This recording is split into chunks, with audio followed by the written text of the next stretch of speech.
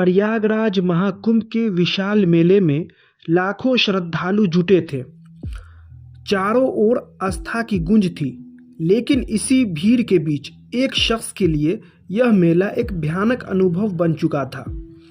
दिल्ली के रहने वाले अशोक अपनी पत्नी के साथ कुंभ में आए थे, लेकिन अब वह पिछले 15 घंटे से उसे ढूंढ रहे थे। थकान और चिंता से बेहाल अशोक ने अपने बेटे को फ़ोन लगाया।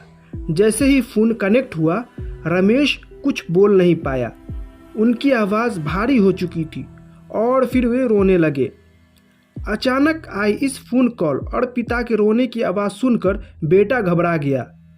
उसने पूछा, पापा क्या हुआ? आप इतने परेशान क्यों हैं? अशोक रोते हुए बोला, बेटा तुम्हारी माँ वो कहीं मिल नहीं रही हैं। बेटे के दिल की धड़कन तेज हो गई। उसने तुरंत पूछा, क्या माँ कहाँ गई? आप कहाँ हैं अभी? अशोक ने कांपते हुए आवाज़ में बताया, मैं पूरे मेले में घूम चुका हूँ, हर जगह खोज लिया, पुलिस स्टेशन, मंदिर, घाट, हर जगह पूछताछ कर चुका हूँ, लेकिन तुम्हारी माँ का कोई पता नहीं चल रहा है। ये सुनते ही बेटे की आंखों के सामने अंधेरा छाने लगा, लेकिन उसने खुद को संभाला। उसने कहा, पापा आप हिम्मत मत हारो, पुलिस की मदद लो, अनाउंसमेंट करवाओ, आसपास के लोगों से पूछो, माँ हमें ज़रूर मिलेगी, भगवान पर भरोसा रखो। बेटे ने अपने पिता को दिलासा देने के बाद तुरंत अपने छोटे भाई से बात की। माँ महाकुंभ में खो गई है, पिताजी पिछले कई घंटों से उन्हें ढूंढ रहे हैं, लेकिन अब तक कोई सुराग नहीं मिला। वह बहुत परेशान है, रो रो कर उनका बुरा हाल हो चुका है, हमें कुछ करना होगा। छोटा भाई भी घबरा गया। दोनों भाइयों ने फौरन अपने मामा से बात की और पूरी बात बताई और कहा, हम लोग तुरंत प्रयागराज चलते हैं, जितनी जल्दी हो सके निकलते हैं, हमें माँ को ढूंढना ही होगा। कुछ ही घंटों में तीनों प्रयागराज महाकुंभ पहुंच गए। वहां लाखों की भीड़ थी, लेकिन वे हिम्मत नहीं हारे। आखिरकार घंटों की कड़ी मुशक्कत के बाद उन्हें माँ मिली तो गई, लेकिन जिस रूप में मिली उसकी किसी ने कल्पना भी नहीं की थी। माँ अब इस दुनिया में नहीं थी, उनका कत्ल हो चुका था और दोनों बेटे अंदर से हिल गए थे। जैसे जैसे पुलिस ने जांच आगे बढ़ाई और सुरागों को जोड़ा, कातिल का नाम सामने आया, और जब वो नाम सबके सामने आया, सब हैरान रह गए। यह नाम सुनकर किसी को यकीन नहीं हुआ। नमस्कार दोस्तों, स्वागत है आपका हमारे क्राइम स्टोरी स्पेशल में। आज हम आपको महाकुंभ मेले से जुड़ी एक ऐसी घटना के बारे में बताने जा रहे हैं जिसने हर किसी के रोंगटे खड़े कर दिए। दिल्ली के त्रिलोकपुरी इलाके में रहने वाला अशोक, जो कि एमसीडी में सफाई कर्मचारी था, अपनी पत्नी मीनाक्षी के साथ एक साधारण जीवन बिता रहा था। मीनाक्षी, जिसकी उम्र करीब 35 साल थी, पिछले कई दिनों से अपने पति से एक ही बात कह रही थी, देखो कितने लोग महाकुंभ में स्नान करने जा रहे हैं, हमें भी चलना चाहिए। अशोक हर बार टाल देता था, लेकिन पत्नी की बार बार जिद के आगे आखिरकार उसे झुकना ही पड़ा। उसने अपनी छुट्टियों की व्यवस्था की और 17 फरवरी 2025 को वे दोनों प्रयागराज के लिए रवाना हो गए। 18 फरवरी की सुबह महाकुंभ की भीड़ के बीच दोनों ने स्नान किया, पूजा अर्चना की और घाटों पर घूमते रहे। सब कुछ ठीक चल रहा था, लेकिन दोपहर होते ही हालात अचानक बदल गए। एक विशाल भीड़ आई और धक्का मुक्की के बीच अशोक का हाथ मीनाक्षी से छूट गया। अशोक ने उसे आवाज़ लगाई, लेकिन वह कहीं नजर नहीं आई। वह बेतहाशा इधर उधर भागा, हर तरफ देखा, लेकिन मीनाक्षी का कोई पता नहीं चला। पुलिस वाले के पास भी जाता, लेकिन पुलिस वाले ने ज़्यादा गंभीरता से नहीं ली।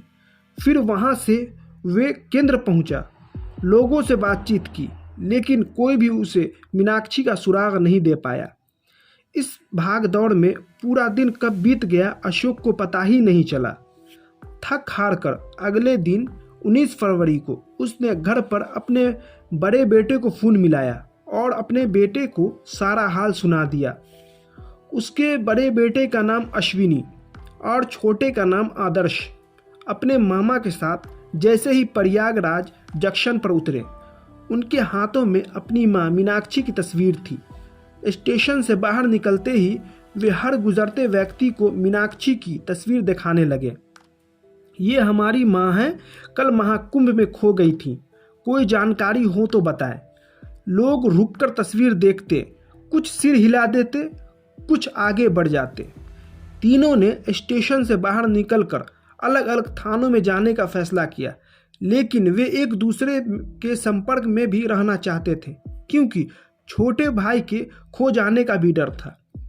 इसके बाद वे एक थाने से दूसरे थाने दौड़ते रहे, हर जगह अपनी मां का नाम, तस्वीर और पूरी जानकारी देते रहे। थक हार कर वे खोया पाया केंद्र पहुंचे, वहां अपने मां का पूरा डिटेल दिया। वहां से निकलने के बाद वे दारागंज थाने पहुंचे। उसी के आसपास एक दारागंज थाना था जहां वो लोग पहुंचे। अपनी मां की तस्वीर दिखाई, तभी एक पुलिस वाले की नज़र तस्वीर पर पड़ी। उसने पूछा, ये किसकी तस्वीर है? और फिर कुछ पल सोचा और फिर बोला, मुझे ऐसा लग रहा है कि झूसी थाने में एक महिला मिली है, तुम लोग वहां जाकर देखो, हो सकता है कि वहां तुम्हारी मां हो। बस यही सुनना था कि तीनों की आंखों में उम्मीद की चमक लौट आई। बिना देर किए वे सीधे झूसी थाने के लिए निकले। झूसी थाने के एसएचओ उपेंद्र प्रताप सिंह मौजूद नहीं थे, इसलिए तीनों को उनके आने का इंतजार करना पड़ा। जैसे ही एसएचओ उपेंद्र प्रताप सिंह थाना पहुंचे, अश्विनी ने हड़बड़ाते हुए पूरी बात बताई और मां की तस्वीर दिखाई। जैसे ही एसएचओ ने तस्वीर देखी, उनके चेहरे का रंग बदल गया। वे तस्वीर को गौर से देखने लगे, फिर एक गहरी सांस लेकर बोले, अभी अभी एक घटना घटी है। इसके बाद एसएचओ ने पूरी बात बतानी शुरू की। 19 फरवरी 2025 सुबह के 6:30 बज रहे थे। झूसी थाना क्षेत्र के आज़ाद नगर के पास स्थित केवट बस्ती में एक लॉज था, जहां कई किराएदार रहते थे। इसी लॉज में रहने वाला मोहन हर दिन की तरह सुबह उठकर बाथरूम गया, लेकिन जैसे ही उसने दरवाज़ा खोला, उसकी आंखें फटी की फटी रह गई। बाथरूम में खून से लथपथ एक महिला की लाश पड़ी थी। फर्श पर जगह जगह लाल धब्बे थे। मोहन का दिल जोर जोर से धड़कने लगा। वह डर के मारे चीख पड़ा। उसकी आवाज़ सुनकर लॉज में रहने वाले बाकी किराएदार भी दौड़ते हुए आए। इस लॉज में एक पुलिस वाले भी रहते थे। उसने तुरंत हालात का जायजा लिया और झूसी थाने को खबर दी। सुबह का समय था, लोग अपने अपने घरों से बाहर निकल रहे थे। देखते ही देखते पूरी बस्ती में यह खबर आग की तरह फैल गई। पुलिस ने तुरंत मौके पर पहुंचकर लाश को कब्जे में लिया, लेकिन सबसे बड़ी समस्या यह थी कि महिला कौन थी। उसके पास कोई पहचान पत्र नहीं था, कोई उसे पहले से जानता नहीं था। उसके शरीर पर तेज धार हथियार से वार किए गए थे। मौके पर मौजूद पुलिस अफसरों ने बारीकी से जांच शुरू की। लाश को पोस्टमार्टम के लिए भेजा। पोस्टमार्टम रिपोर्ट से पता चला महिला की हत्या तेज धार हथियार से की गई थी। अब पुलिस के सामने दो बड़े सवाल थे, महिला कौन थी और कातिल कौन था। पुलिस ने लाश को 72 घंटे तक एक पोस्टमार्टम हाउस में रखा। यह इंतजार इसलिए किया गया ताकि अगर कोई परिजन या रिश्तेदार महिला की तलाश में आए तो उसकी पहचान हो सके। अगर 72 घंटे के अंदर कोई नहीं आता तो लाश का अंतिम संस्कार कर दिया जाता। ये लोग 21 फरवरी को पहुंचते हैं। झूसी थाने में एसएचओ उपेंद्र प्रताप सिंह से मुलाकात के बाद उन्हें सीधे पोस्टमार्टम हाउस भेज दिया गया और थाने से एक पुलिस वाले भी उनके साथ गए। पोस्टमार्टम हाउस के अंदर कदम रखते ही अश्विनी और आदर्श की नज़र एक साड़ी पर पड़ी जो लाश के पास रखी थी। वे साड़ी देखकर समझ गए। अश्विनी के चेहरे का रंग उड़ गया। दोनों बेटे अपनी मां को पहचानते ही फूट फूट कर रो पड़े। वे मां के पैरों को छू कर देख रहे थे, उनके हाथों को पकड़कर हिलाने की कोशिश कर रहे थे, लेकिन अब कोई जवाब नहीं था। उनकी दुनिया जैसे उजड़ गई थी। कातिल कौन था, सवाल अब भी बाकी था। एसएचओ उपेंद्र प्रताप सिंह ने आगे बढ़कर तसल्ली दिया और कहा, केस की पूरी जांच करेंगे और कातिल को पकड़ने की पूरी कोशिश करेंगे। इसके बाद उस इलाके के सीसीटीवी कैमरे खंगाले गए तो उस महिला के साथ एक आदमी को देखा गया। उससे पूछा गया कि यह कौन है, तो उन लोगों ने बताया यह हमारे पापा हैं। पुलिस ने लॉज की गहन जांच पड़ताल शुरू कर दी जहां अशोक और मीनाक्षी ठहरे थे। हर सुराग को खंगाला जाने लगा ताकि सच सामने आ सके। जांच को आगे बढ़ाते हुए पुलिस उस लॉज के मैनेजर से पूछताछ करनी शुरू की जहां अशोक और मीनाक्षी ठहरे थे। मैनेजर ने कहा, 18 फरवरी की रात करीब 9 बजे एक व्यक्ति और महिला लॉज में आए थे। वो कोई आईडी प्रूफ नहीं लाए थे और जब आईडी मांगी गई तो बहाना बना देने से इनकार कर दिया। लॉज में उनकी एंट्री कराने वाला एक आदमी सुरेश था। सुरेश अशोक से हाल ही में मिला था और धीरे धीरे उसकी दोस्ती हो गई थी। 18 फरवरी की शाम अशोक ने सुरेश से मदद मांगी, भैया हम गरीब आदमी हैं, हमें किसी सस्ते लॉज में ठहरा दो, वैसे भी कुछ ही घंटे रुकना है, सुबह की ट्रेन पकड़कर निकल जाएंगे। उसने कहा, कोई बात नहीं, मेरी जानकारी में एक लॉज है, वहाँ महज 500 रुपये में रुक सकते हो। जब लॉज में आईडी मांगी गई तो अशोक ने बहाना बनाया, कुछ घंटे की तो बात है, इसमें आईडी देने की क्या ज़रूरत है। जब उनसे फ़ोन नंबर मांगा गया तो उन्होंने जवाब दिया, हमारे पास कोई फ़ोन नहीं है। जैसे जैसे पुलिस जांच आगे बढ़ा रही थी, शक की सुई अशोक की तरफ घूमने लगी थी। पुलिस ने अशोक को बुलाने के लिए उसके बेटे को कहा।